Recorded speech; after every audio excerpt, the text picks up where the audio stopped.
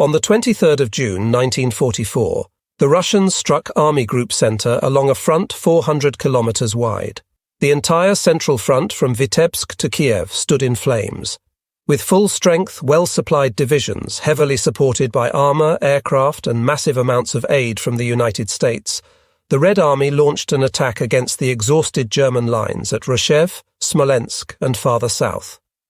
The Russians were now inflicting damage on the German army in the same manner that we had inflicted it on them in 1941 and 1942, during the periods of our great victories.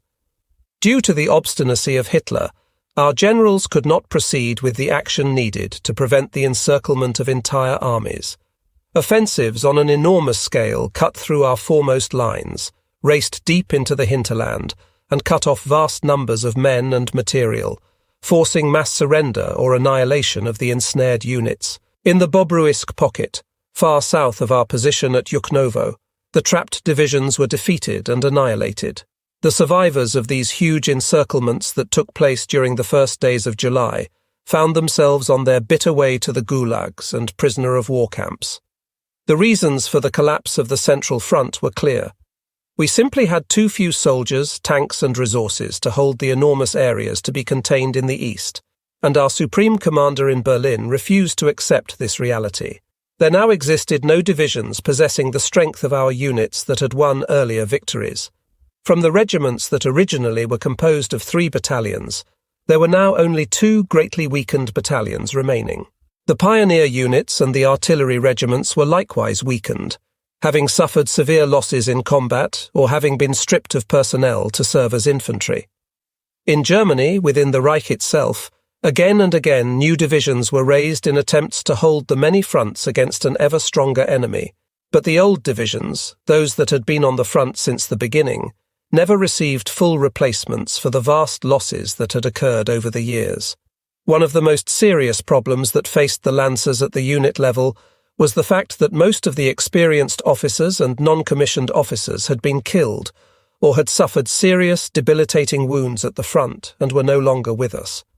Moreover, the Wehrmacht never fully developed or learned the tactics and methods of retreat. The German soldier was taught to view retreat solely as a defeat, with no advantages forthcoming. Even in the early years in the Reichswehr, the study of retreat, to include using this often necessary tactic to our advantage, was discouraged. After 1936, even the lesson plans for the teaching of a fighting withdrawal were stricken from the curriculum. Attack and halt were the only 2 methods of warfare hammered into us. In this regard, the Wehrmacht had entered into the war unprepared. The collapse of Army Group Center in June and July resulted in chaos. This was clearly exhibited by the countless units observed on the roads and bridges, fleeing to the rear seemingly leaderless and without direction, while other weakened units attempted to make their way through the mob toward the front to engage the onrushing enemy. Some battered units were overcome with panic, and they streamed toward the west on foot and in vehicles of every description. The confusion, the panic-stricken Lancers, the jamming of all movements along the passable roads, would earlier have been considered as an inconceivable scenario, but the collapse of discipline and order had become reality. The Russians were able to increase the turmoil and confusion through constant attacks with their air force, which bombed and strafed all roadways and rail lines, leaving shattered, demoralized fragments of once proud regiments strewn in their path. The strategic reserves were unable to make their way through the chaos to the front and remained jammed in the tangle of vehicles and men. The movement of entire units had become impossible, and the highest commander, to whom credit for the catastrophe should be awarded, was not present to witness what his decisions had wrought. As always, the soldiers in the field bore the brunt of these mistakes and paid with their lives. Army Group North was impacted by the collapse of the Central Front, as was the XXX Army Corps to the south. At the end of June, the enemy right wing broke out of the heights before Polotsk. The 132d Infantry Division was holding a wide sector of the front before Yuchnovo-Moskachevo and the Velikaya sector. During the night, 28–29 of June, a police security regiment moved forward to relieve the battered Lancers holding the positions of the 1st Battalion, Grenadier Regiment 437. With 60 men remaining in the 2nd Company, We crawled from our defences in the swampy ground that we had held for weeks against overwhelming numbers of the enemy opposite us.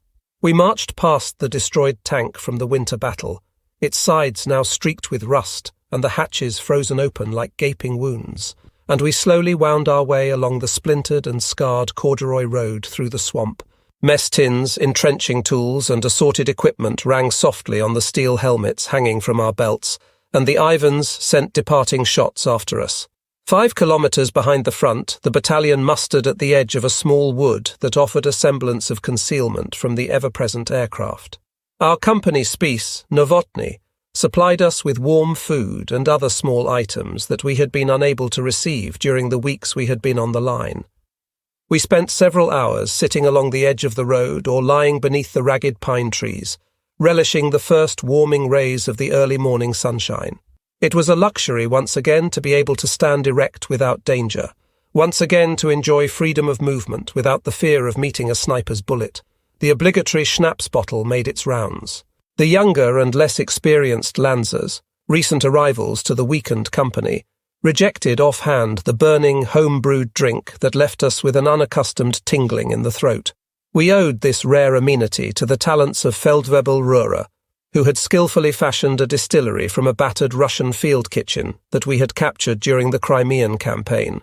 The stove had been modified for our use with a complicated tangle of copper tubing and bits of rubber fuel lines, and had been fed a diet of potatoes and rhubarb gleaned from abandoned villages or captured from partisan caches. As we passed the bottle, we felt an instinctive bond that only the survivors could know. Together we had known wind and heat, life and death. We had experienced hails of bombs and shells. We tended our wounded, buried our dead, and moved forward to the next encounter, knowing that eventually we would meet the end of our journey. Most of us owed our lives to the skill and self-sacrifice of others in our company, many of whom were no longer with us. We, the survivors, lay on the Russian soil, the smell and touch of which had become so familiar, and dozed in the summer sun. As we lay quietly in small groups, consuming the schnapps and immersed in discussion of those things not associated with war, our idyll was interrupted by the rhythmic sound of approaching horses. Sitting upright, I observed a recent arrival to the division, Oberstleutnant Katzmann, approaching with several members of the regimental staff. He reined his horse to a halt several meters from my position. Rising stiffly to my feet, I drew myself to attention and rendered a salute, greeting him as respectfully as possible under the given circumstances. "Good afternoon, Herr Oberstleutnant," I called, holding my salute. He glared at me momentarily from his position on horseback before sharply returning the salute. "Lieutenant Biedermann, you are drunk," he stated loudly and emphatically. "Yes, Herr Oberstleutnant," I replied. "I am drunk." As I remained standing, perhaps unsteadily at attention, the staff officer began to upbraid me for my condition. After several long seconds of a stern tirade, I noticed Feldwebel Pinnow rise to his feet and approach our location. With a long, glowing cigar hanging from one corner of his mouth, he marched forward. "What is going on here?" he abruptly demanded, his normally clear and precise demeanour obviously affected by the abundant quantity of schnapps consumed by the roadside. "No one talks to our lieutenant like this." He suddenly brushed past me and approached the mounted Oberstleutnant, exclaiming, "We don't let anyone treat our lieutenant like a recruit." I desperately moved forward in an attempt to grasp him by the shoulder to stop his verbal assault, and Katzmann sat upright in the saddle with indignation, alternately shifting his glare from me to the oncoming Feldwebel. Before I could stop him, and before Katzmann could utter a sharply worded reply, Pinnow had grasped the reins of the mount's halter at the bit. Quickly leaning over as if to speak softly to the horse, he pulled the large animal toward him as he held tightly to the halter. Suddenly the lit cigar touched the sensitive muzzle of Katzmann's mount, and the horse exploded into action. Rearing sharply and flailing wildly with iron-shod forefeet, the horse tore itself loose from Pinnow's grasp and rose into the air. Taken completely by surprise, the Oberstleutnant tumbled backward from the saddle, landing in the sandy soil so common to all Russian roadsides. A lancer dashed forward and seized the panic-stricken animal by the reins. Others moved to assist the officer to his feet. Brushing aside their offers of assistance, Katzmann struggled to his feet and recovered his frightened horse. Glaring at me for several seconds, He turned and regained his mount before abruptly turning and riding past our now silent, horrified ranks, followed by his escort. The remaining portions of schnapps were collected by the Gefreiters to be traded for candy and cigarettes. A sizable amount of forbidden firewater made its way to Favoli, Aina, Binau, and the various company commanders, where it was consumed in quantity. So generous were some of our company members in distributing the surplus that eventually the source of this breach of regulations was traced, and I received a verbal reprimand from the regimental commander. I did not hear another word concerning the roadside incident, although I waited with dreadful expectation to be summoned for disciplinary action. It is likely that Oberstleutnant Katzmann, though short-tempered and often tactless in his resolution of certain situations, was fully aware that to make an issue of the incident would have served no positive purpose under the given circumstances. The company commanders were called to battalion headquarters to be briefed on our current situation by Hauptmann Schmalfeld, the battalion commander.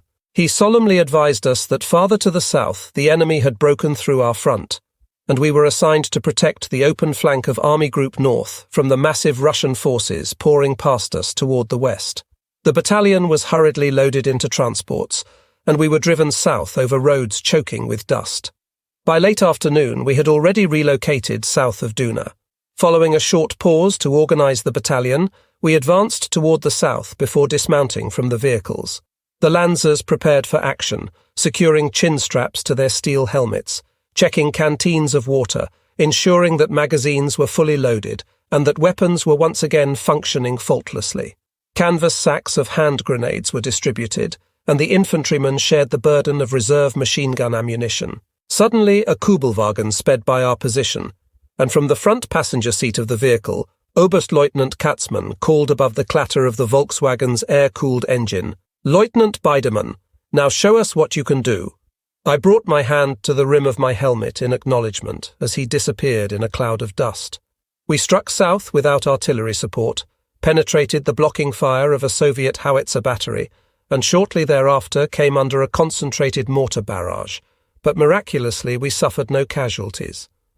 I led the company forward at a run, and as we cleared a small rise, we suddenly found ourselves on a road occupied by Russian engineers, busily engaged in laying box mines in the evening twilight.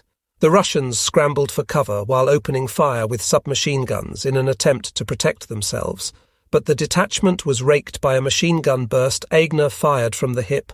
The enemy attempted to scatter, and we took 2 pony carts and a truck under fire with our small arms and hand grenades. Within seconds, the incident was over, and the guns had fallen silent. We immediately began searching the corpses strewn in the road, and in the passenger seat of the bullet-riddled truck, I found a dying Russian colonel.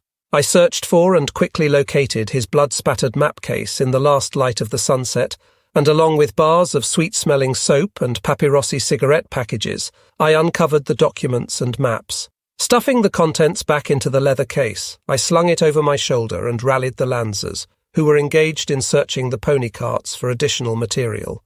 Of more importance to the hungry grenadiers for the moment, they had discovered several pasteboard boxes marked in English in black stenciled letters, and they enthusiastically stuffed their pockets and bread bags with the tinned meat found in the containers. The intelligence officer of the division later confirmed that the documents found on the fatally wounded colonel had revealed the detailed battle plans for the Third White Russian Front, and from the maps, the main points of penetration against our defences could be determined. The documents also outlined a new system of attack to be implemented against us. The attacks would be opened by a heavy artillery barrage, followed closely by a low-angle blocking fire on the flanks of a corridor. Following closely within the 2 walls of bursting shells, in an area often no greater than 100 metres wide, tanks and infantry would advance. The enemy was again adopting our tactics. We deprived the enemy the use of the road for the remainder of the night, and the next morning we again moved toward the south and arrived at the location of an abandoned Soviet howitzer battery position. Dozens of spent shells lay scattered among piles of empty and discarded tins marked Oscar Mayer, Chicago. Our sister battalion was simultaneously fighting toward the south. Through the barrages from this Russian battery they had sustained heavy losses, and the battalion commander, Major Schnepf, his adjutant, Lieutenant von der Stein, and many others had fallen. With this attacking movement, we had thrust ourselves 30 kilometers within the open flank of the Russian army, whose units in this area were targeted directly toward part of our homeland, the Baltic Sea and East Prussia. "Onward to Berlin," was the watchword of the Soviets. Father Stalin has commanded, and the Patriotic Front storms westward to destroy the hated German invaders. To the west must you attack, to avenge your fatherland, the land of the workers and farmers.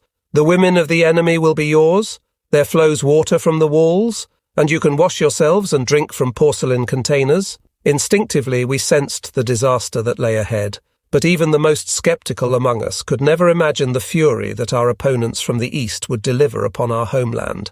The regiment holding positions to the south had been bypassed, and was threatened with encirclement. During the night of the 30th of June, the 1st of July, we received orders to march in a southerly direction toward Meoria. The battalion was divided into two groups, with 2 rifle companies, an alarm company, 2 self-propelled flak guns, and a heavy anti-tank gun. I was assigned as a group leader under the command of Battle Group Ambrosius. Oberst Ambrosius had recently been the commander of the NCO school in Riga, and one recent afternoon he had simply been pulled from there with his staff and students and thrown into battle. This front, like so many others we had experienced, could be only thinly defended, and even then defence was limited to specific, strategically important sectors. Our battle group was assigned to defend a sector approximately 2 kilometres in length. I positioned the anti-tank gun and the 20 mm flak guns on our left flank to cover the road that led through our positions to the southeast. The remaining area had to be defended by the rifle companies. 4 heavy machine guns and 2 80mm mortars reinforced the right wing. With the rising sun, the Russians probed our positions in company strength. In the early afternoon, heavy artillery rounds began to fall in our sector, and we soon found ourselves under a torrent of shells that abated only when the enemy attempted to penetrate our positions again. We clung to our line through the 4th of July, when the Russians plunged through the positions south of our right flank. The 1st Company, holding our southern sector, was compelled to counterattack in an attempt to close the penetration, and the company commander was among those killed in this action. At 1400 our radio fell silent. We were no longer able to establish contact with Oberst Ambrosius and his staff of academy instructors in Meoria. A reconnaissance platoon from my old company was dispatched in the direction of our right flank in an attempt to contact them, and they returned only to report that they had observed the town to be occupied by Russians. Our battle group continued to hold its positions, despite the repeated Russian attempts to break through the left sector with infantry reinforced with armour. In the evening twilight, as the Lancers lay behind their weapons, I crouched together with the radio operator who, bent over his communications equipment, vainly attempted to establish contact on the old frequency. "Mina, please come in. Mina, please report." As darkness settled over us, I received instructions, relayed through the forward observers of a 150 mm artillery unit, to pull back 5 kilometres north-northwest. We feverishly organised for the withdrawal, and under cover of night we abandoned our positions. Leading the way was one of our self-propelled flaks, the chassis piled high with members of the rifle company. The remainder of the rifle company followed with the anti-tank gun, the additional flak, and, bringing up the rear, the other 2 companies. I joined the rear guard with 2 groups from the 2nd Company. The concise orders had demanded that we withdraw at exactly 8 p.m., without leaving a rear guard in the positions. Prior to our movement, more fire was exchanged, with infantry weapons and the 2 heavy machine guns firing tracers into the darkness. As we departed, the Russian mortar platoons fired sporadic salvos that impacted behind us. They received no reply. We followed a trail through a thickly wooded area that eventually turned north. Just prior to 2200, we arrived at the eastern outskirts of a burning village. The forward element came to a halt, and I hurried forward. After assessing the situation, we realized that we were now encircled, and that we had no time to lose if we were to survive. From our location, we could observe the village swarming with Russians, silhouetted against the fires that illuminated the area in a ghastly light. Near the edge of the forest, about 100 metres from the first burning house, I stood next to the gunner of the 20 mm. Eigner had rested his machine gun across the fender of the vehicle and was prepared to fire. The remainder of our group remained behind us, hidden in the shadows of the forest. After a moment's hesitation, we moved forward and passed the village to the east, the flames from burning huts sending ghostly shadows among the trees. Despite the grinding of the engine that powered the self-propelled flak, we remained unnoticed as we left the Russians behind us and eventually arrived at a forest-covered swamp. In the dim glow of a field lamp, I could see that my map outlined the northern edge of the swamp, beyond which was only a blank quadrant, void of the information we now required. Nevertheless, I realized that even this poorly executed map exhibited more information than many of our units would have had of the area. We proceeded through the forest until we entered a small clearing in the canopy of thick trees. From a small rise, I looked toward the north and northwest, and at approximately 10 kilometers distance it was possible to observe a number of flares hanging silently in the sky. Russian aircraft had released them in preparation for a bombing run. There were the front lines. That must be our target as well. I advised the men of our objective, and we moved on through the darkness. A summer-fresh sunrise brought a new day, the 5th of July, 1944. The first morning rays danced on the meadows and wheat fields of a softly undulating landscape as we departed the perimeter of the forest. Barely 100 meters distant, a hill came into view, on which was perched a primitive wooden shed.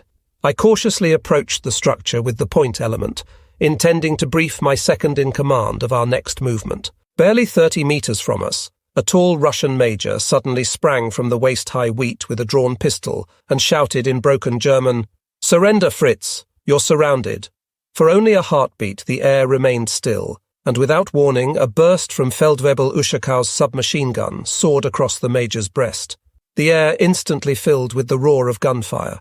Russian submachine guns fired on us from almost point-blank range. Hand grenades from both sides detonated around us, and we attempted to return fire while lying on the open ground.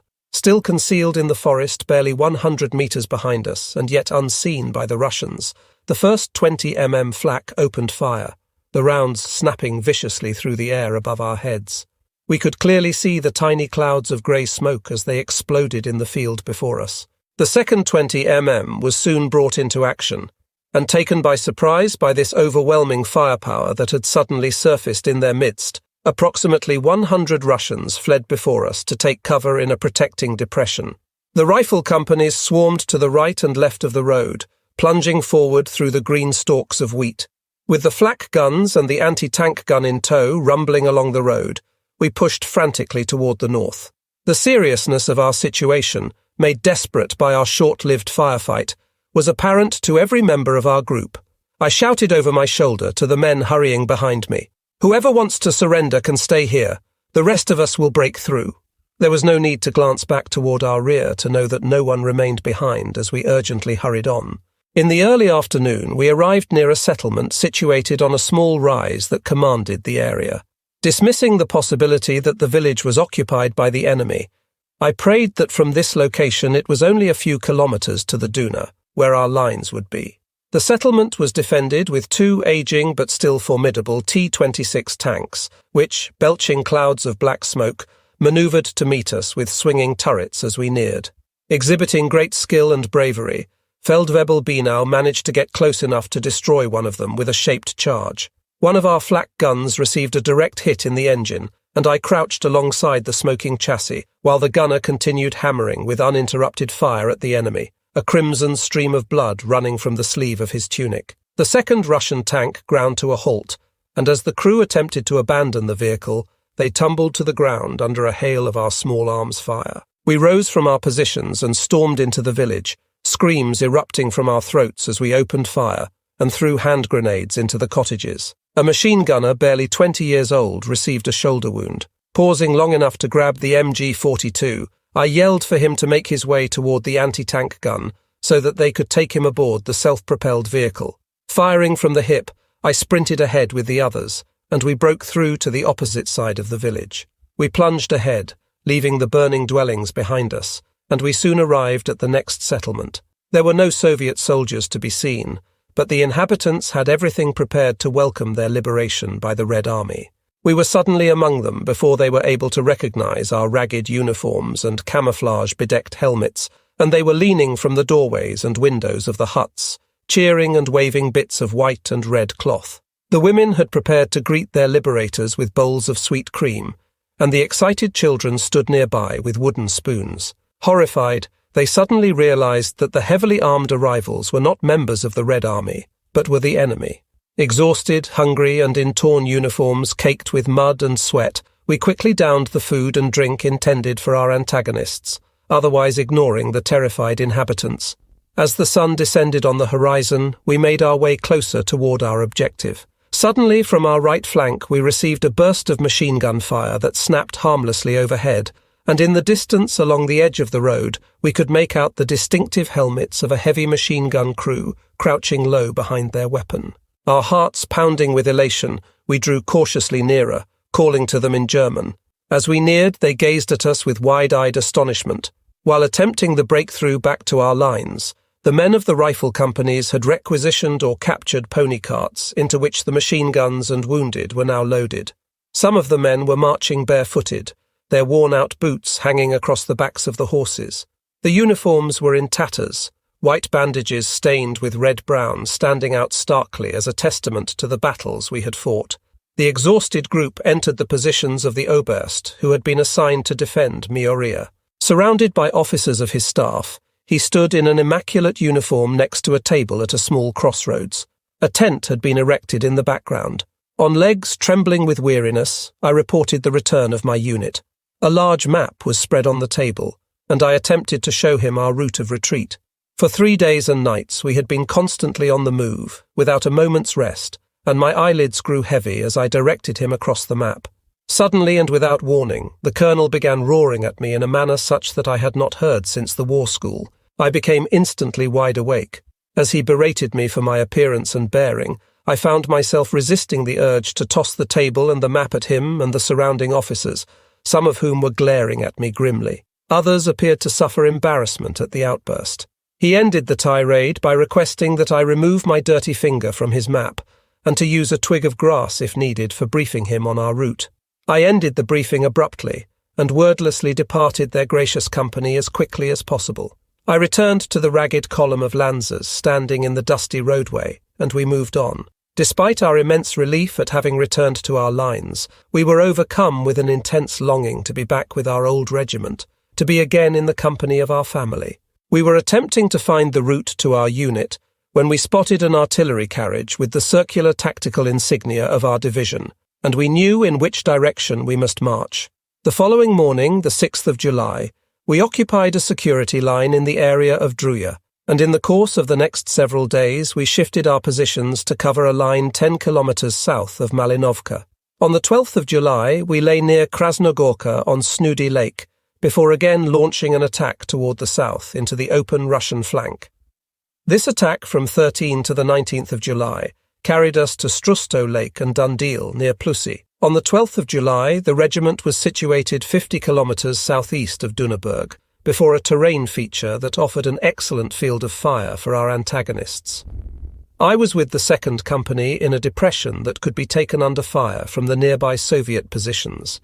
During daylight hours, we could barely show our heads from the muddy holes we had dug without drawing enemy mortar and small arms fire. We repeatedly requested artillery and assault gun support, as without this reinforcement it would be next to impossible to ever silence the guns that terrorized us.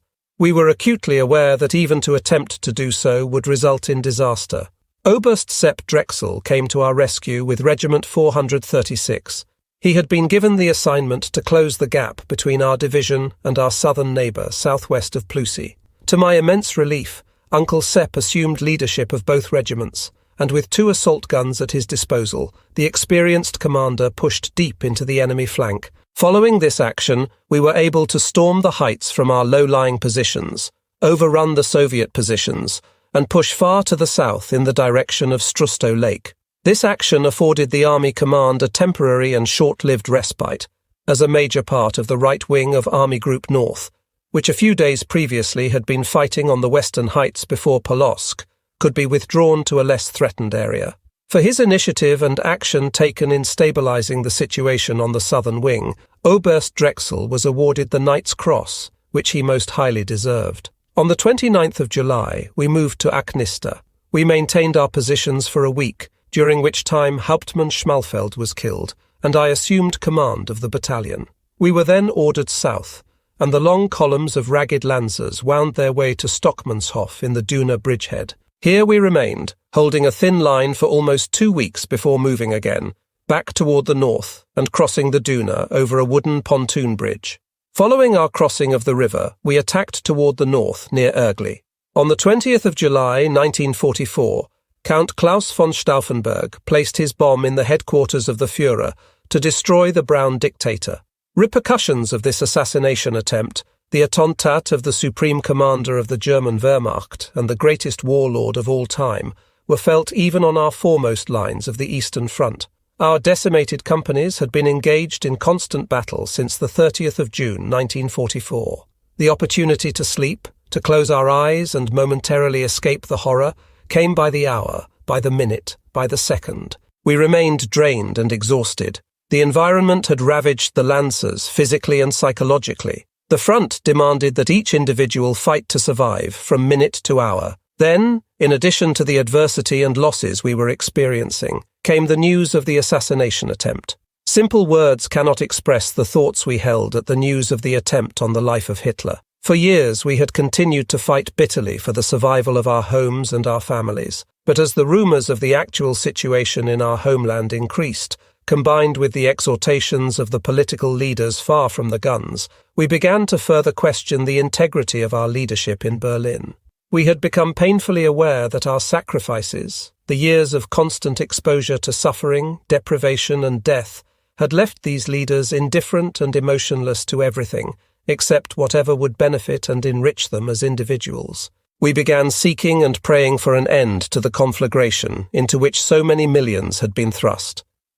A week later, I learned from the forward observers of an artillery regiment that the son of General Lindemann had been arrested by a field police unit.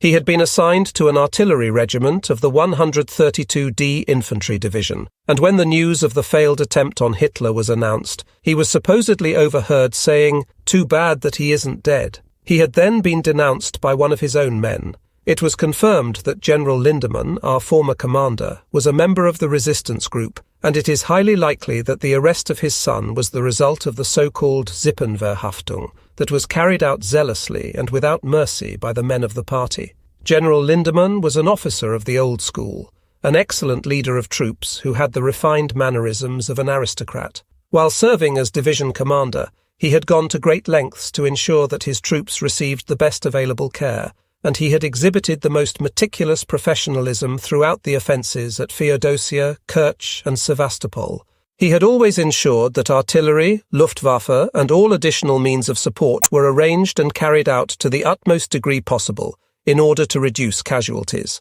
Several times during the fighting at Gaitolovo, he had risked his reputation and career by insisting that a delay or a rescheduling of an attack be implemented, in the face of much opposition from the higher command, after a careful study of the situation. This may have cost General Lindemann some prestige in Berlin. However, it certainly reduced the number of casualties that might have been incurred while ensuring the same successful results. It was also while under his command that the great Soviet offensives at Smyrdinia and Lake Ladoga were broken. And now it was revealed to us that General Lindemann was a member of a resistance group. From that moment, all reason for self-sacrifice, for loyalty to the country and to the National Socialist government, all the reasons with which we were constantly imbued for making the sacrifices on the front would be forever in question. This one act, more than any other factor, revealed to us that the war was lost. The knowledge that a number of our most talented and trusted military leaders would attempt to kill our head of state, albeit a ruthless dictator, proved to us that militarily we could not win against the massed, combined might of the Allies. The one remaining factor that steeled us to fight ever harder was the knowledge that our Soviet enemy would show no commitment to civility or to the common laws of humanity should they invade our homeland. The other outcome of the attempt on the Führer's life was that it could not be denied, regardless of the lengths taken in justification, that Hitler, the one-time idol of millions, became in the eyes of many nothing more than a dictator in brown, who would take any sadistic and brutal measures against his political opponents. Our own commanders in the field, to whom we entrusted our lives and who controlled our destiny, fell among the ranks of his victims as well. In the eyes of the soldiers, the aura of the Führer was destroyed. The explosives placed by Oberst Count von Stauffenberg did not kill the dictator, but the act undermined, if it did not destroy, the idolatry that had been so carefully instilled and nurtured by the government throughout our youth. For some time there had been National Socialist political officers assigned to military units. In the previous months and years, hardly anyone within the ranks on the front had taken them seriously. In the beginning, they were usually experienced, trusted veterans of the frontline units who, because of serious wounds, were no longer able physically to serve in the lines. Nevertheless, as the fortunes of the war began to turn, it became apparent to us that they increasingly came to resemble their counterparts in the Red Army, and they came to be known among the Lancers as Politruks. Following the 20th of July assassination attempt, the military salute was changed. The traditional salute, universally recognized as bringing the hand to the cap visor or rim of the steel helmet, was now forbidden. Reichsmarschall Hermann Göring, the highest-ranking military officer of our nation, deemed the Nazi Party salute as more appropriate for demonstrating the loyalty of the Wehrmacht to the ruling system. This party salute, the thrusting of an outstretched right arm forward, was observed with contempt and resentment by soldiers who honoured military tradition, and the order was taken as an insult by those who valued high standards and character. Indeed, in the eyes of the soldiers, the mandated use of this salute served to implicate them, to identify the soldiers with those enthusiastic members of the party who had developed a talent for sitting out the war at home, and it represented those who were now to be held in such contempt. Even prior to this order, within the military environment, this salute had been regarded as ridiculous and impractical. Following the order, it was not uncommon to observe entire companies carrying their mess tins in their right hands to avoid being compelled to demonstrate their loyalty to the party. In view of the circumstances we were facing on the front, our concern for the politics of the attentat was short-lived. The average soldier on the front was so immersed in the difficulties of survival that little time was spent on brooding over its consequences. In later years, among circles of friends, we revealed to one another that the entire affair caused not a tear to be shed among us. Any sympathy for politicians, regardless of the situation, had been eliminated through years of deprivation and suffering on the front, and during the endless months and years of captivity that followed. Above all, however, we were bound to our duty by the oath we had sworn as soldiers of Germany, to swear, with weapons in hand, to defend our country even to the sacrifice of our lives. Not even a change in command or policy could free us from this oath. The attentat was not necessarily considered by the soldier to be a betrayal, as through the natural course of events on the front, we had come to place our loyalty with our own, and thus differentiated between the armed forces and the brown-clad leaders in Berlin. It was 15 years later that I learned the story behind the death of our general, who, in my mind, had served as an extremely brave and talented division commander, a fine officer, and an unforgettable leader in the memories of those who knew and served under him. The report of what had occurred was generously provided to me by the general's son and his widow, who had received the information in a letter from Frau Dr. Charlotte Pommer of the Staatskrankenhaus in Berlin. The general had taken refuge in the home of an architect in Berlin, a deed for which both the man and his wife paid with their lives. The government of the Reich had placed a bounty of 500,000 Reichsmarks for information leading to his capture, and the Gestapo was set in pursuit. According to the former German Red Cross nurse Gertrude Lux, General Lindemann had been shot by one of the Gestapo officials who brought him to the State Police Hospital, Berlin NW 40, Scharnhorststrasse 13, on the 3rd of September 1944. This particular official wore a ring bearing the initials AT or TA. She was informed that these security service officials, while serving under the direction of Kriminalrat Saade, had entered the residence on Reichskanzlerplatz in which General Lindemann was hiding. After their arrival, the general managed to lock himself in a room on the uppermost floor and then attempted to climb out the window onto the roof. The Gestapo official managed to kick in part of the door and quickly fired 2 shots toward the figure as he was attempting to climb through the window. At this point, the general obviously collapsed, and the official then asked if he had been hit, to which Lindemann replied, "Yes, I think twice." At 14:30, the general was brought to the hospital with a gunshot wound in his abdomen and a flesh wound in his upper thigh. The hospital staff was instructed to care for the wounds he had received during his arrest, and the handling of the patient was classified as top secret and was to be dealt with accordingly. While preparations were being made to care for his wounds, he took a seat on a stool and was then placed on an operating table where his right wrist was secured. He expressed concern about the binding of his hand, and it was explained to him that the precaution was normal procedure prior to surgery. An anesthesia was then intravenously administered, and as he slipped into unconsciousness, the general spoke in a loud voice, "I am General Lindemann. I am innocent. I am dying for Germany. Please greet my wife." The operation, which lasted 100 minutes, revealed that the colon had been penetrated twice, causing poisonous leakage that later infected his internal organs. The flesh wound in his upper thigh was tended as well. Following the operation, he was taken to room 116 of the surgical unit, where 2 Gestapo officials remained constantly on watch. While he was still under narcosis, both his hands were bound to either side of the bed. It was then arranged that an interrogation would take place when his condition would permit, and he was strong enough to withstand questioning. On the following day, the condition of the patient was much improved. The night nurse Gertrude Lux explained to the SD officials that the patient could not receive proper care as long as his hands remained bound, and managed to convince them to free the bonds during the morning and evening washing, which lasted for approximately an hour and a half. On the 4th of September, it was attempted through Frau Alexandra Roloff and Dr. Maria Dahlen to notify the relatives of the patient's status.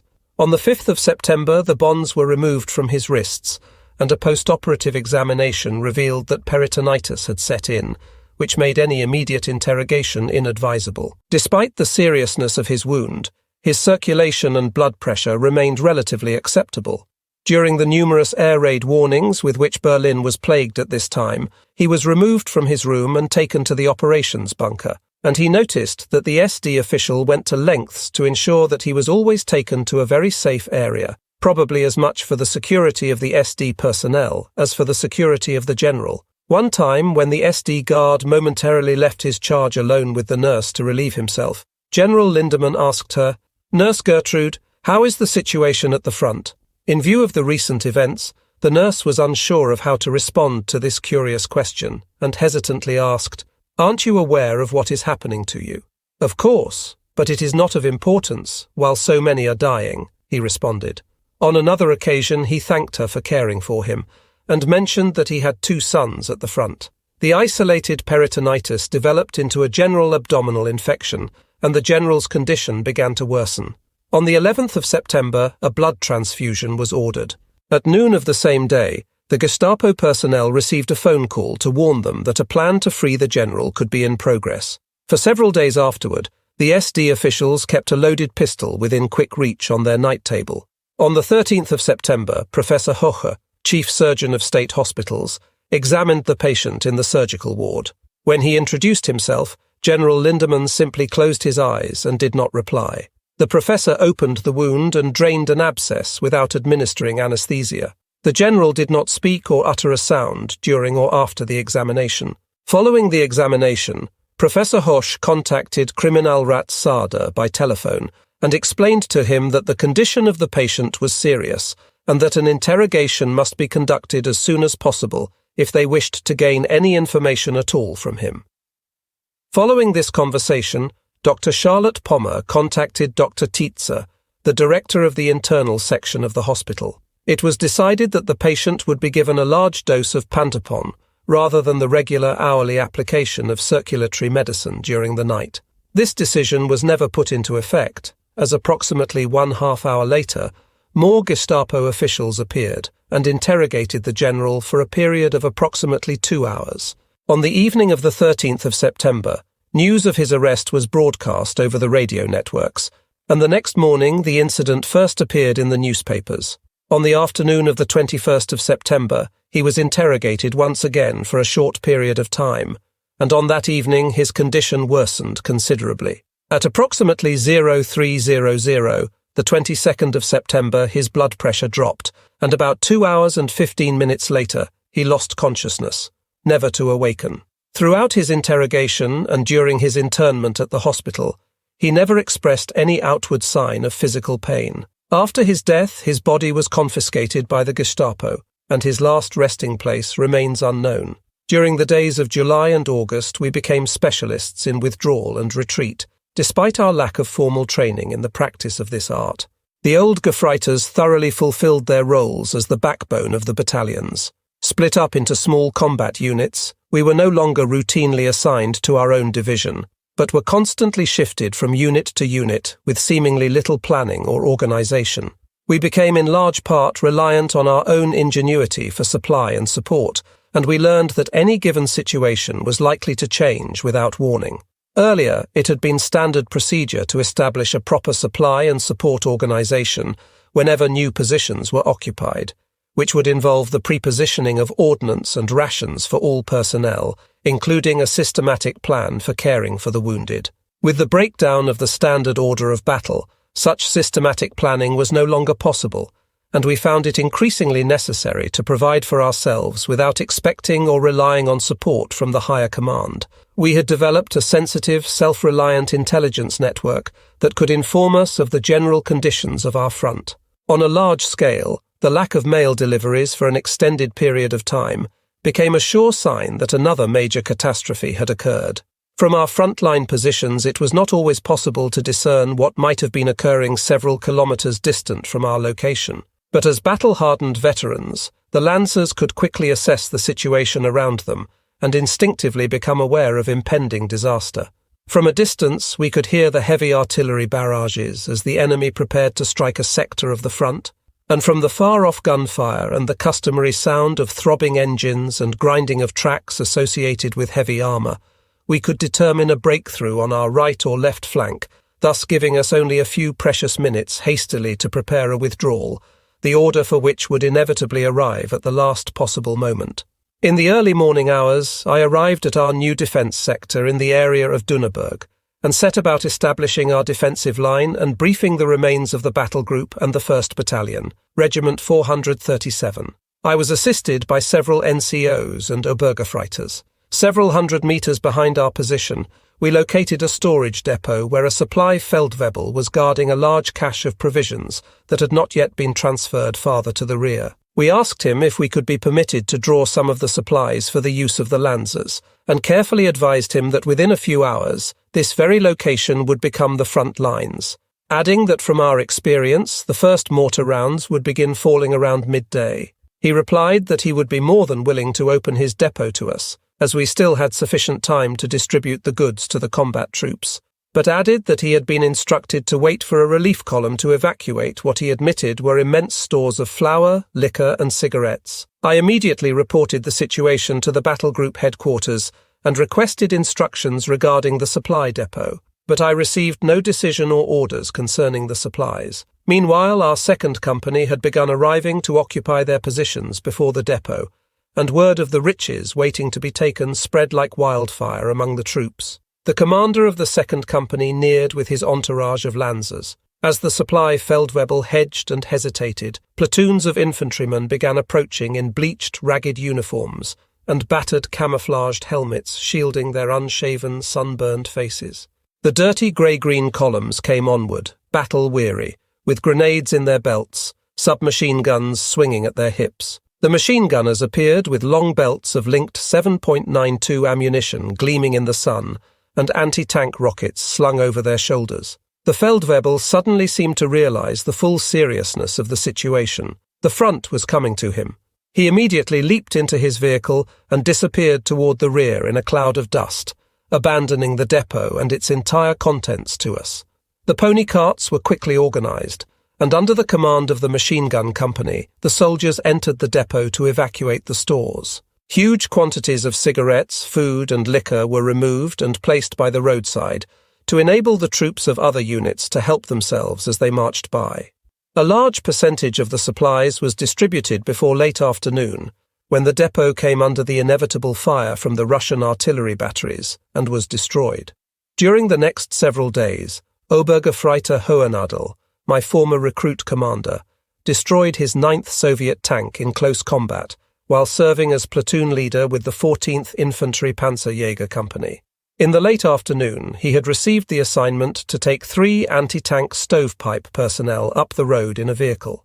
This road marked the perimeter between them and the neighbouring division, and we were assigned to block the route to any enemy tanks that might attempt to use this road. Approximately halfway to the assigned point, they were met by a large number of infantrymen from the neighbouring division who were withdrawing toward the rear, and they warned the four Lancers not to proceed farther up the road, as a column of Russian tanks was approaching. Heeding the warning, they were in the process of seeking a good defensive position when the transmission on the truck failed. With two of the men accompanying him, Hohenadel proceeded forward on foot. Rounding a curve in the road, they suddenly found themselves facing a number of Russian tanks a few hundred yards distant. In the evening dusk, the Obergefreiter could see that the tanks were piled high with heavily armed infantrymen, and the Lancers immediately dove into a hedge near the roadside, praying that they had not been seen. As the column neared, the Gefreiter with one of the stovepipes shouldered his weapon, took careful aim at the first tank, and scored a direct hit. The entire column instantly pulled to a halt, and infantrymen leapt from the tanks and poured into the thick undergrowth approximately 20 paces from Hohenadel's hidden location. The remaining tanks held back and remained farther toward the rear, still accompanied by a large number of troops. Although greatly outnumbered, Hohenadel's group opened fire with machine pistols and assault rifles and charged onto the road.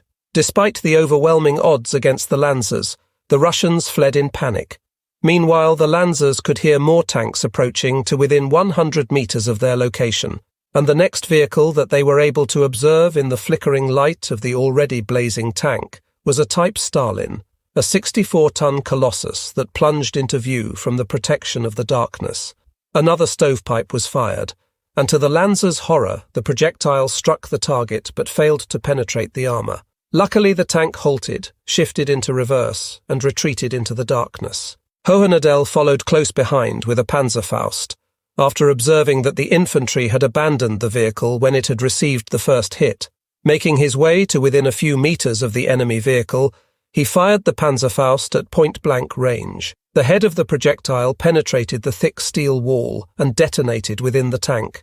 It quickly began to burn, and explosions from the fuel and ammunition soon followed. A number of our own infantrymen arrived to reinforce the group, and they held the road until the following morning. This allowed enough time for the engineers to destroy an important bridge behind the tiny force, and with that move, the enemy's attempt to drive a wedge between our two divisions along this road failed. Midsummer 1944. During the fighting south of Drissa-Druya, we attempted to link up with Army Group Center's 3rd Panzer Army, with a drive that took us 30 kilometers over the Duna. Despite all efforts, this attempt was in vain. On the 10th of July, a gap 25 kilometers wide was torn between our Army Group North and the devastated Army Group Center. In the Bobruisk pocket, the Red Army destroyed 20 German divisions. This catastrophe could only be compared to the destruction of the 6th Army at Stalingrad, but the German propaganda machinery made little mention of the disaster, other than to attempt to convince the population that this ignominious defeat was in reality a victory of sorts, even though with this enemy offensive, thousands of Germany's soldiers on the Eastern Front had fallen. Following this great victory against Army Group Center, the Soviet army held a triumphal march in Moscow. Later, while incarcerated as a prisoner of war, I met a number of the soldiers of this debacle who had survived and had experienced the subsequent march into captivity. The German survivors, those who had managed to remain alive following the surrender, were transported to Moscow. Many had died from thirst and exhaustion on the long journey, or, unable to continue due to wounds or sickness, had been summarily shot where they collapsed during the endless march. Eventually, the prisoners were collected in massive camps near Moscow in preparation for the victory procession. In order to strengthen the starving prisoners for the ordeal, they were fed a ration of grease-laden soup, which they devoured ravenously. In rows of 24 abreast, they were then compelled to file through Moscow. They marched past the Soviet generals on reviewing stands.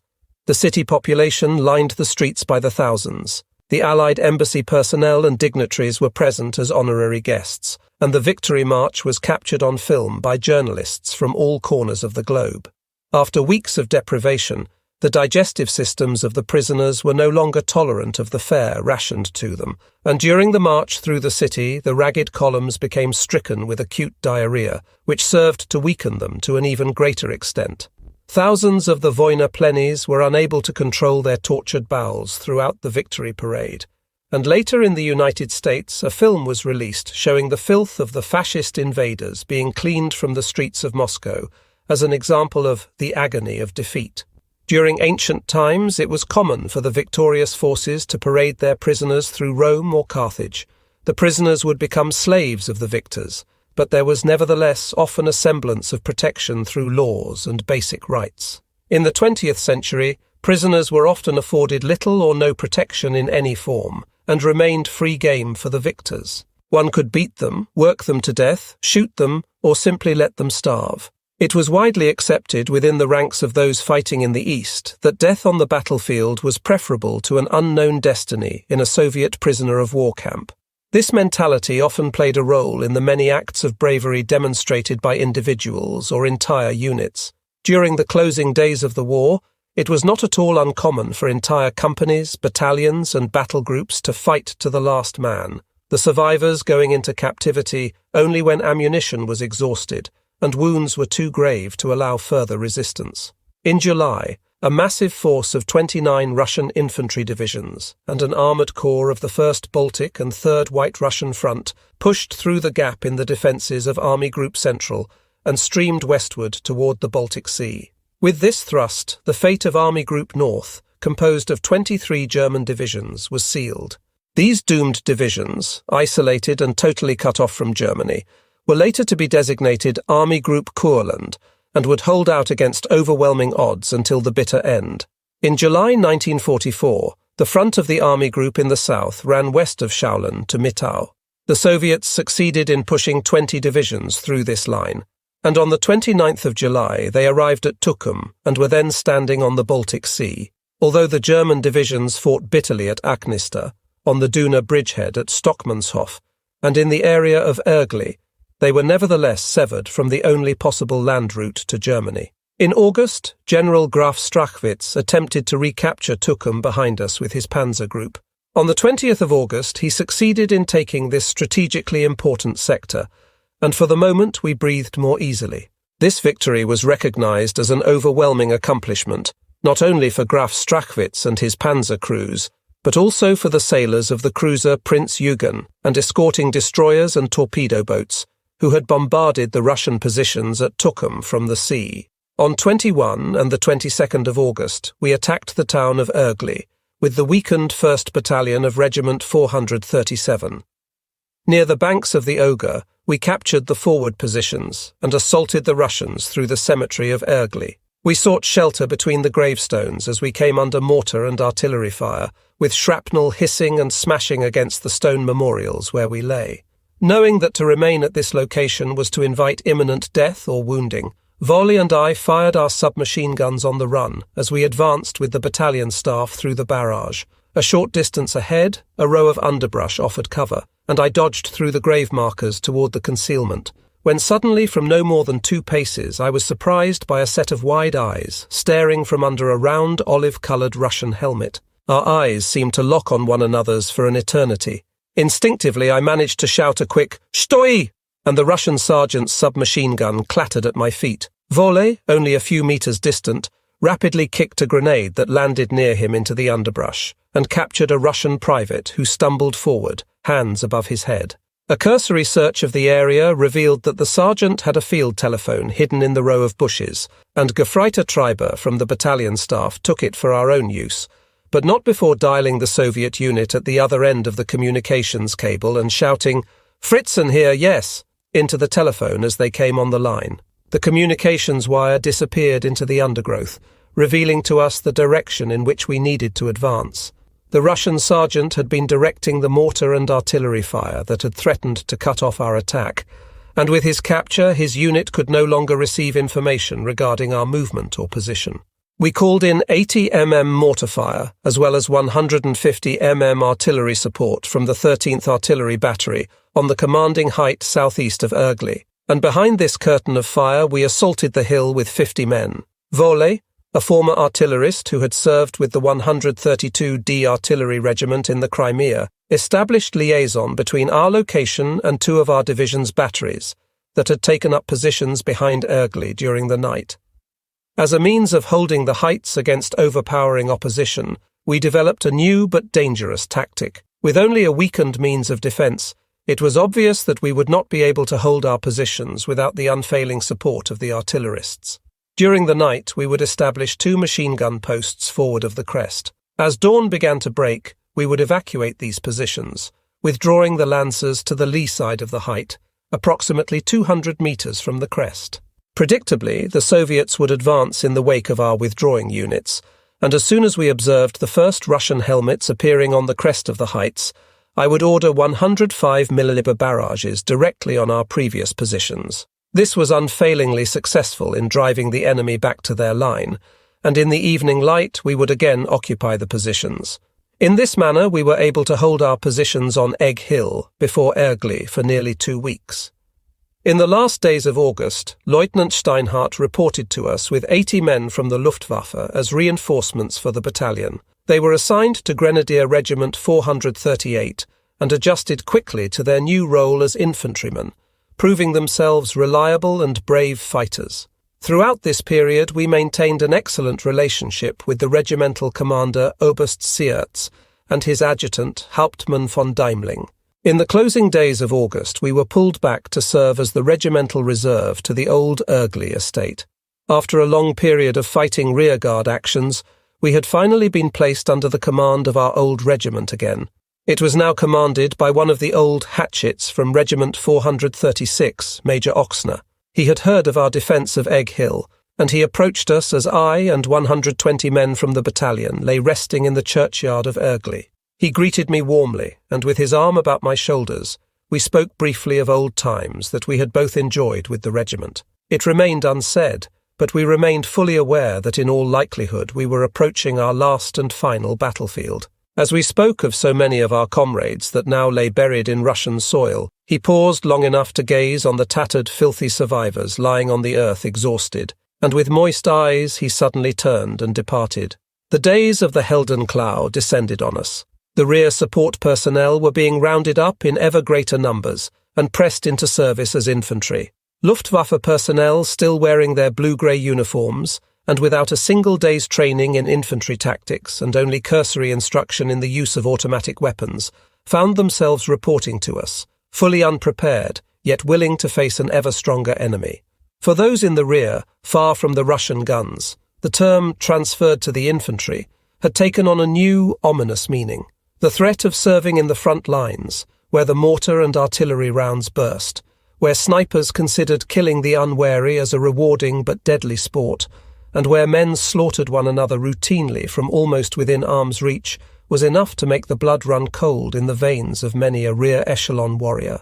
The phrase punitive transfer was heard among the troops more often. This term was regarded with disgust and contempt by the older infantry veterans and survivors of many battles, and the practice as a penalty for a perceived or real infraction served to promote ill feelings between the battalion veterans and those troops who had been transferred to us for disciplinary reasons. As that became more commonplace, the professional infantrymen were obliged to ask themselves if the years spent in the foremost lines, the deprivations suffered, and the horrors experienced had been regarded as nothing more than a disciplinary action. There was one Generaloberst in particular whose highly esteemed rank insignia could, in the minds of those who had personally experienced his peculiar style of leadership, only be credited to the Golden Party badge he wore and to his philosophy of placing his loyalty to the National Socialist Party above his loyalty to the troops whose lives were entrusted to him. Generaloberst Schörner made a practice of punishing Lansers, non-commissioned officers and officers with immediate transfer to the infantry for any insignificant infraction. It was generally agreed that this high-ranking gentleman obviously understood nothing of the code of honour held by the German infantry. By sending offenders to the infantry as a form of punishment, he contributed to the degradation of the soldiers' willingness to sacrifice themselves for what they had been taught was right and just. One evening, a non-commissioned officer, trained as a weapons specialist, reported to me for duty from battalion headquarters. He informed me that he was reporting as ordered by the Generaloberst, and was to be demoted in rank and placed in the foremost lines. The following day we received the punitive report carefully printed as an official document bearing the letterhead of Army Group North, signed by the Generaloberst with an oversized S as the initial for Schörner. This highly trained Feldwebel had been a precision toolmaker by profession, had attended the Army Weapons School, and as such could be considered an irreplaceable asset to his battalion. The Generaloberst, so he explained, was not concerned with how the battalion would keep its machine guns and assault rifles in repair, but with the idea that discipline must be maintained, and that infractions would be severely punished. The perceived infraction had occurred when this Feldwebel was en route to a rearward weapons depot to obtain urgently needed parts for his unit's weapons. He had been riding on the running board of a regimental vehicle when he observed a high-ranking general at a crossroads, and he had dutifully leapt from the vehicle to report. He removed his pipe with his left hand and held it at his side as he rendered the customary salute. He was unable to put the pipe in his uniform pocket, as it was lit and would thus burn his tunic. As he saluted, the general demanded to be shown the item he was holding in his hand. He showed the officer with crimson and gold collar insignia his pipe, and was immediately told to toss it away. The Feldwebel then dutifully tapped the pipe against the sole of his boot and quickly stuck it into his tunic pocket, an action that would have been considered perfectly acceptable by any reasonable officer. For this grave offence he was to be punished. He remained with us for several days at battalion headquarters, where he found employment repairing and refurbishing our battle-worn weapons. Almost 1 week later, I was approached by a one-armed staff officer who appeared unexpectedly at our headquarters. This lieutenant had been assigned the unenviable task of confirming that the sentence of the soldier involved in this incident was indeed being carried through. It was at this time that I made my first and only false report during my entire military experience. The man was killed in action 2 days ago. The officer then disappeared, and I never regretted the false report. It was the duty of every officer to ensure the welfare of his men, and I considered the Feldwebel's skill and his ability to keep our weapons in the best working order to be far more valuable to the war effort than simply to obey this preposterous order. During the last weeks, the division had been pulled back over the Russian-Baltic border, and once again we had European soil under our feet. The area had served as a geographic buffer for centuries between Central and Northern Europe, as well as between East and West. To the casual observer, the softly undulating terrain renders a peaceful atmosphere. The hilltops are loosely crowned with pines, maple and oak. The shallow valleys are carpeted with grass, damp moor, and small lakes surrounded with birch trees. The landscape is interspersed with small, fast-moving streams that flow into the Duna River, which meets the Baltic Sea at Riga. The inhabitants were primarily engaged in farming or forestry. The earth is fruitful, and for Eastern Europe the climate is comparatively mild. Cattle, pigs and sheep are raised in abundance, and the people live in wooden houses with a large living quarters, a bathing room, and solidly built barns for the animals. Large, well-constructed cellars are usually built in close proximity to the houses. During the fighting in the areas of Stockmannshof, Aknista and Ergli, and from Riga to Kurland, we used the cellars for battalion and company headquarters when possible. The local estates, somewhat smaller than those of their Prussian cousins to the west, are scattered throughout the land, with villages alongside primitive roadways that are constructed more for use by horse-drawn carts than for motorized vehicles.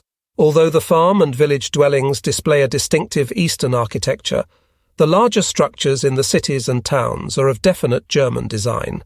The cities contain churches and public buildings of Lower German Baroque style from the Middle Ages. The peaceful landscape with clean homes, villages and towns reminded us of our own homeland, to the extent that it made our current situation, being severed and isolated from our familiar surroundings and families, somewhat easier to bear. The field kitchens welcomed supplies of fresh vegetables, new potatoes and pork, and the supply officers and each company spice strove to enhance their reputations as they competed with one another to provide the best possible provisions to the soldiers at the front. The last days of August found the battalions and regiments of the 132d Infantry Division engaged in battle west of Modon and near Ergli against an enemy immensely superior in material and manpower. Following this heavy fighting, it was necessary to disband the 437th Grenadier Regiment due to the heavy losses suffered without hope of replacements. On the 14th of September, the last commander of Regiment 437, Major Oxner, holder of the Knight's Cross, was killed in action at Ergli. During the war in Russia, he had been wounded no less than 8 times, and had hardly recovered from his most recent wounds when he met his fate on the battlefield. At the beginning of September, Hauptmann Dedel assumed command of the battalion. He was a genuine Bavarian, with a sense of humour and a strong athletic build. He was known for his short-stemmed pipe, which he referred to as his nose-warmer. I remained on the staff serving as battalion adjutant, and Volle was assigned duties as the ordnance officer. Gerd Pirner was our medical officer, and the machine gun company was commanded by the blonde Hauptmann Fred Fuchsius, whom we had nicknamed Peer Gint. The few survivors within our old circle of friends had become inseparable, and only wounds or death could break the bonds of comradeship among us. It must be said that this remained the only positive aspect that we experienced during our total war. Following the dispersal of Regiment 437, the units were reassigned to the staff, to the 13th Infantry Company, to the 14th Panzerjäger Company of Grenadier Regiment 436, and to Infantry Regiment 438. Only one Grenadier battalion remained intact, and it was permitted to continue carrying the designation 2 Grenadier Battalion, Infantry Regiment 437, although it was now assigned to Infantry Regiment 436. Those of us from the 437th took pride in continuing to wear our old numerical designation. The regimental commander of 436, Knight's Cross winner Oberst Sepp Drechsel, was one of the few commanders to have fought through both world wars and survived. He had a sterling reputation for the absolute fairness and loyalty he consistently exhibited to his troops. He was a commander with a rare talent for knowing when the situation required a stern disciplinarian or when permissiveness could be accepted. The troops referred to him unofficially as Papa Drechsel, and those with a close relationship to him often took the liberty of calling him Uncle Sepp. The new officers and men immediately developed an excellent relationship with him. Once again, we narrowly escaped disaster. On the 14th of September, enemy forces heavily supported by armour broke through our right flank. They pushed onward, and on the 16th of September they bypassed Ergli, thus severing us from the main body of forces in the west. With this serious development, it was no longer possible to hold our positions, so once again we broke through the encirclement and occupied the heights to the west of Ergli. We held these positions for a number of days. The leaves in the trees began to take on the hue of autumn. In long columns we marched westward along the cobblestone roads, capturing ground further to the west, as our withdrawal was jokingly referred to with a soldier's gallows humour. Despite the losses we had suffered in breaking the Soviet ring that had recently closed around us, we continued to conduct an orderly retreat as we drew ever closer to the sea, from where we could withdraw no farther. Far to the north, the Russians had launched their offensive at the end of September between Narva and Pleskau. This offensive forced the withdrawal of all German forces north of the Duna, and the plans for the evacuation of Riga were set into motion. The long march marking our final retreat to Courland had begun. Riga is the ancient seat of the Order of Hanseatic Knights. We were provided the dubious distinction of observing the once beautiful city at our backs, experiencing its death throes. The primitive roads were choked with the dusty columns of trucks and tanks. Lines of refugees with wagons and handcarts piled high with belongings filed through the Latvian capital day and night. The bellowing of confused and weary herds of cattle filled the air as they were driven westward over the brick-paved streets. The foreboding sight of Russian fighter bombers became a constant reminder of our dire situation as they screamed over the tiled rooftops, the 5-pointed red star clearly visible on the shining silver fuselages. Autumn 1944 brought wind, rain, and cold nights. As we had so often experienced wherever the war had taken us, many of the roads had again become bottomless mires. Exhausted, incessantly hungry, and always cold, the men mechanically withdrew from one position to the next line of defence. The only relief from the hounding enemy would arrive with the setting sun, when the encroaching darkness would shield us from the relentless eyes of death. The enemy forces who quickly followed any withdrawal would fill the void after our departure, swarming in endless numbers through the towns and villages. The clusters of infantry piled high on the giant T-34 tanks, the raging artillery, and the low-flying aircraft would seek out our next line of defence, and again we would halt and turn to face our relentless pursuers. In October 1944, Operation Thunder, the final withdrawal of the German forces to Courland and the evacuation of Riga, was carefully planned by the staff of Army Group North. At the beginning of October 1944, General Major von Knutzmer signed the order that would concentrate the German forces remaining in the Baltic region into our final battlefield. On the 5th of October, Operation Thunder was put into motion. As the operation was executed, the 132d Infantry Division held its positions southeast of Riga. Beginning on the 6th of October, an entire army filed westward behind us and marched through the city and over the Duna bridges. The army group was able to hold only a narrow corridor 45 kilometers long and 6 kilometers wide between Riga and Schlock, which offered the only passage to Courland. All refugees and military units withdrawing before the Red Horde were compelled to cross the Duna and AA within this stretch of territory. It was necessary for 2 divisions, plus a mixture of various splintered units, to pass daily through this gauntlet, which had been within range of indirect Soviet artillery fire since the first days of October. The operation was a masterpiece in terms of planning and organization, and this planning was composed by the able General Major Frankiewicz of the 215th Infantry Division.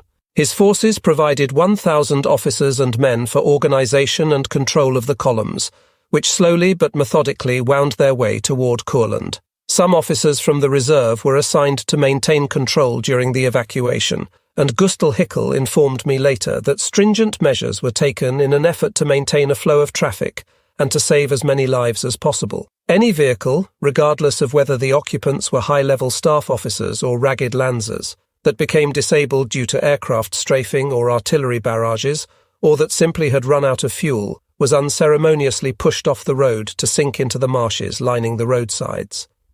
Any abandoned equipment was destroyed to deny its use to the enemy, and pony carts piled high with wounded, intermingled with civilian refugees, the flotsam of war creaked slowly toward the sea in a vain effort to escape the Red Army. Cool and sombre, the night of the 12th to 13th of October settled on the men occupying the machine gun and infantry positions in the suburbs of Riga.